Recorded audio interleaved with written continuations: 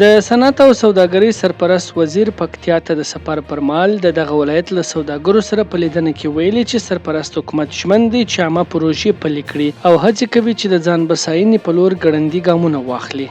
په دغه کتنه کې همدارنګه سوداګرو د پټان لارې ټرانزیټ له پټان څخه مرکز ګردیز ته د ګمرک انتقال، د سوداګریزو توکو د ساتنې لپاره ګودامونه جوړېدل او په دغه ولایت کې د کنسولګریو فعالېدل یې اساسي ستونزې او غوښتنې یادې کړې دي.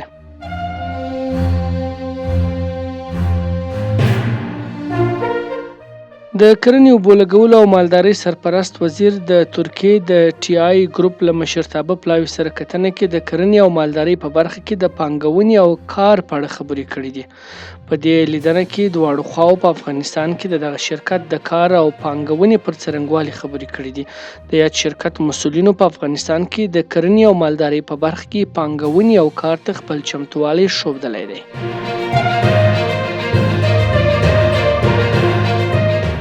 افغانستان کې د روغتیا نړیوال سازمان پر خپل ټویټر پاڼه لیکي چې په هرات ولایت کې د نن ورځې زلزلې له امله تر دې دمه 120 ژوبل شوي کسان د یاد ولایت سیمه ییز روغتون ته لیږدول شوي. یاد سازمان لیکي چې د پیښې له امله ګڼ شمېر نور ژوبل شوي د هرات ولایت نورو روغتونونو ته لیږدول شوي دي.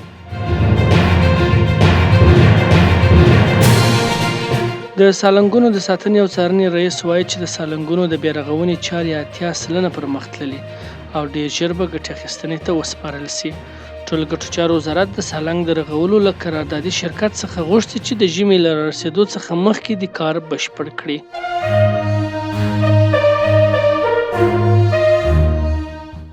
هرات کې نن سهار 8:03 یو ځل بیا زوروره زلزله شوې ده.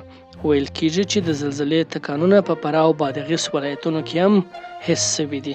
د امریکا د ځمکې پیژندنې مرکز ویلي چې یاده زلزله د رشتر په کچه 6.3 درجې وه. تر اوسه د یادې زلزلې له امله د اوښتو زیانونو په اړه څه نه دي ویل شوي.